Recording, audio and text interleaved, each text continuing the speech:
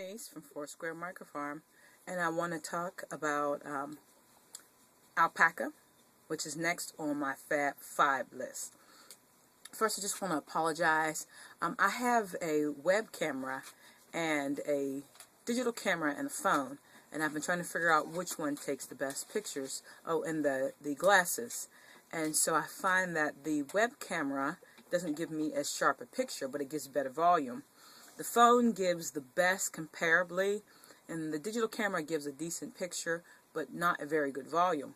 And the glasses, let me actually put them on for you. These are the glasses when I'm taking pictures that are really close up. It's because I have the glasses on, and the dot is in the middle of my eye, which is a little bit below my line of vision. So sometimes I have to bend a little bit in order to make the camera see them. And then sometimes I forget I have them on, and I make a lot of gestures and head movements while I talk. So sorry about that. I'm working to see how I can get this process as smooth as possible. I also noticed that the web camera flips the images, so you have to be careful you aren't getting reverse images. So today I want to talk about alpaca on my Fab5 list. I said that. And I absolutely love alpaca. I love it really, first of all, because I don't have to do as much prep work with alpaca as I do with wool. Now, if you didn't know, an alpaca is from the camelid family. Vicuña, llamas, camels, alpacas. They're all from the same family, and they give this really soft, fine fiber. And I have some people who have had theirs micron tested, and it can be anywhere from royal cashmere, like 15 microns, all the way up to 40 microns, depending on the age of the alpaca and their breeding, basically.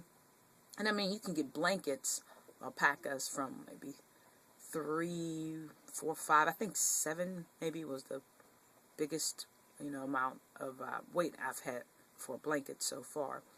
And that's, of course, that's all with breeding and age.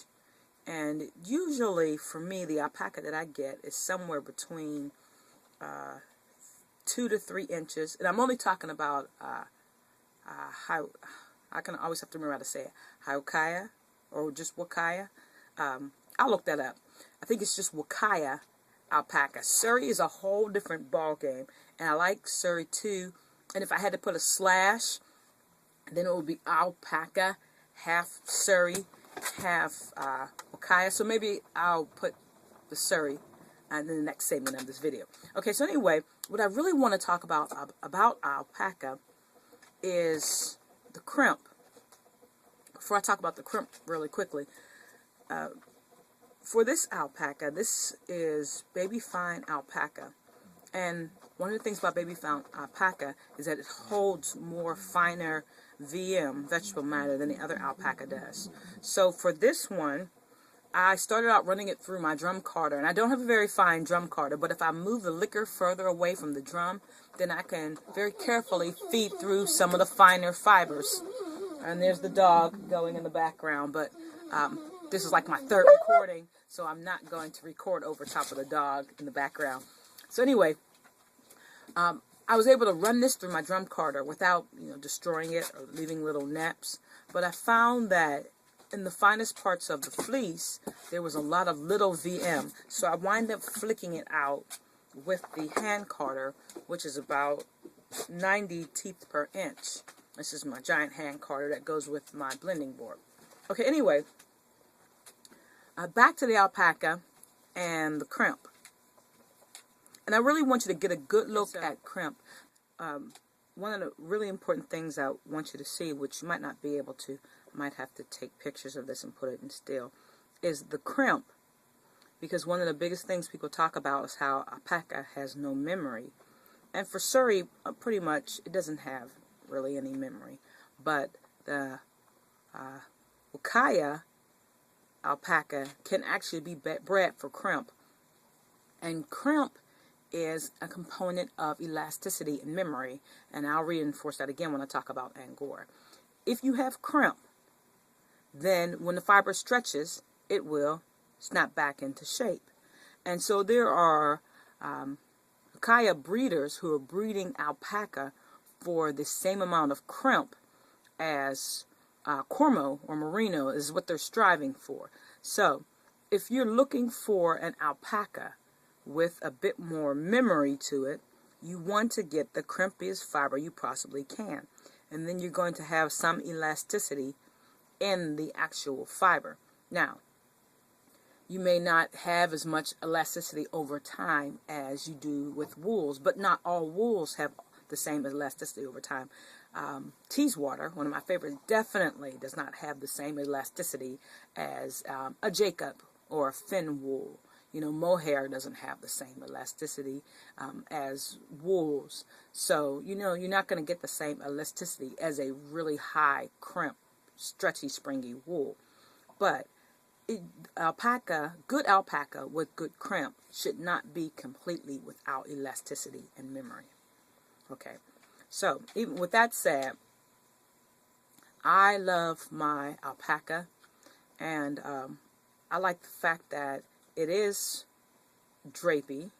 It's going to be a little heavier than a merino would, so it's just going to fall better and have better drape than a light and floating merino.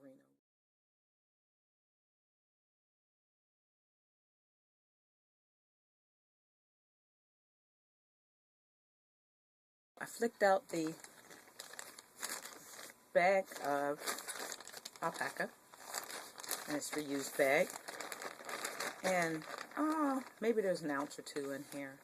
I can do an awful lot with an ounce, and so I haven't decided yet whether or not I'm going to spin this with the drop spindle or with the luette. I mean, I can do it a whole lot faster with the luette, but there's something really personal about spinning with the drop spindle. And this stuff is just marvelous looking. Fawn is one of my favorite colors. And I like natural colors a lot. Sometimes I dye. It depends on what it is I'm looking for, but most of the time I like natural colors. And alpaca just has such a really nice range of natural colors, just the subtle differences in the fawns and the reds and the browns and the different grays. So I'll spin this up and let you see the finished yarn when I'm done. So I had to go spelunking for the Suri, and I didn't get out the raw Suri because even though I wanted to show you Suri itself was really not on my Fav5 list. I like Suri. It's good stuff, but I don't like it the way I like the ones on my Fav5 list because it is really, really smooth. I mean, pretty much, you know, here's Teeswater,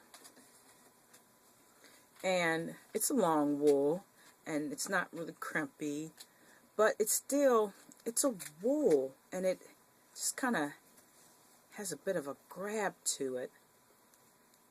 But Suri is just so smooth and so slick, and it's for me, I almost always spin it unless I'm doing a chunky for a friend, which is where I got this from. And it's just so drapey, and it's heavier than Huyacuya. And so I have skeins of it that I've spun, 2 different fonts, but I haven't actually ever used it. So I can talk about spinning it, and I can show you what it looks like, but I really don't know in depth, you know, how it really feels to use it. And I don't use it or spin it as frequently as I do the other 5. And the other 5, when I want something, I just go grab some of that, and I use it for all kinds of things, and I make all kinds of things from the other 5. But the Suri, I really don't, even though I like it. So this is just a brief showing of what the Suri looks like spun up 2 of my Suri skeins.